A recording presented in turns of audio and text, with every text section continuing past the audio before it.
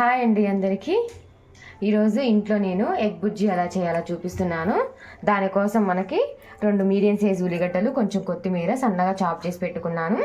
5 eggs, పసుపు, కారం, ధనియా powder, salt, ఇంతే, ఇవి చాలు. ఇప్పుడైతే ప్రాసెస్ చూద్దాము.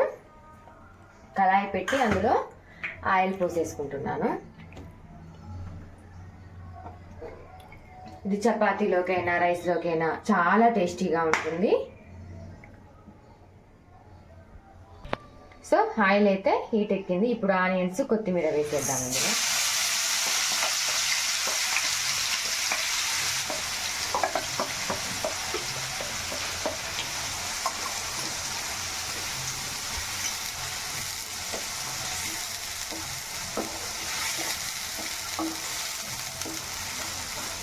సో ఇప్పుడైతే కొంచెం పసుపు యాడ్ చేద్దాం.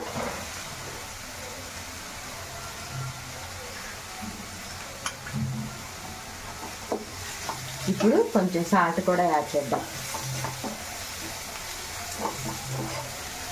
ఉల్లిగడ్డ తొందరగా మగ్గుతాయి సాల్ట్ వేస్తే, అందుకే కొంచెమే, తర్వాత మళ్ళీ కొంచెం యాడ్ చేస్తాం. మూత పెట్టేస్తాం. సో ఆనియన్స్ అయితే మగ్గిపోయాయి. ఇప్పుడు కారం వేస్తాను నేను.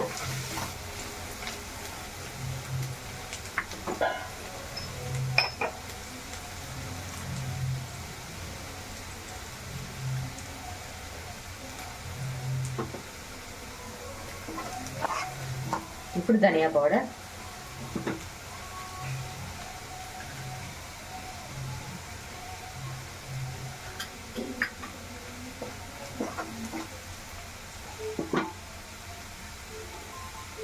కారం స్మెల్ పోయింది. ఇప్పుడు నేను ఎగ్స్ కూడా పగలగొడుతున్నాను. ఇందులో నేనైతే 5 ఎగ్స్ తీసుకున్నా కదా.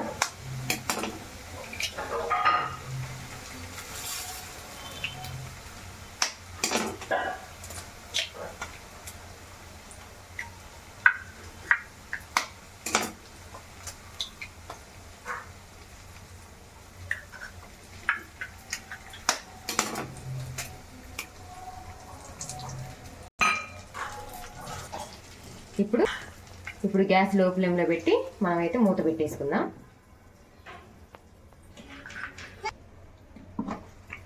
సో ఇప్పుడు మనం తిప్పుకుందాం దీన్ని.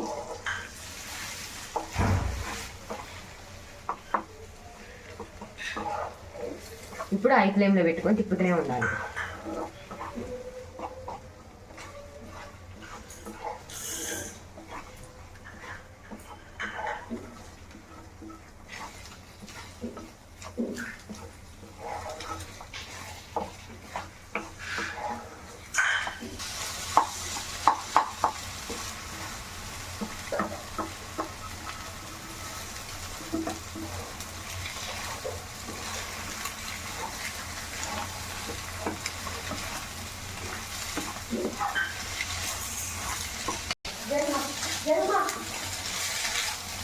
ఇప్పుడు కొంచెం సాల్ట్ యాడ్ చేస్తా. ఇందాక కొంచెం యాడ్ చేసా కదా, ఇప్పుడు కొంచెం యాడ్ చేస్తా.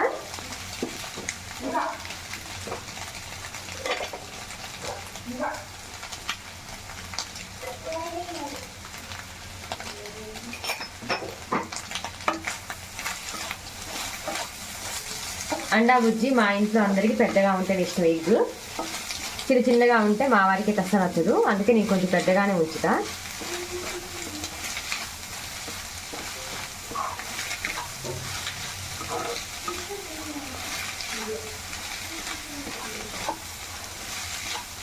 సో మాడకుండా ఇలా తిప్పుతూ ఉండాలి.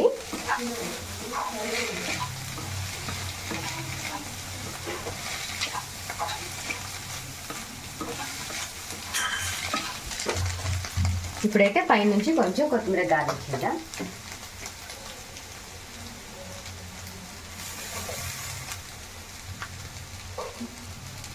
చాలా ఈజీ కదా ప్రాసెస్, 2 మినిట్స్లో చేసుకోవచ్చు ఎగ్ అండా బుజ్జి.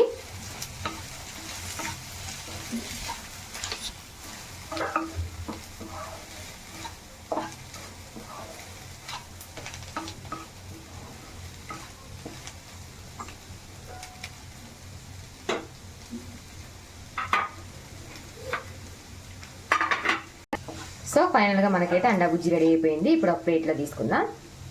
సో ఫైనల్గా మనకి ఎగ్ అండా బుజ్జి చపాతీ రెడీ అయిపోయినవి. చపాతీలోకి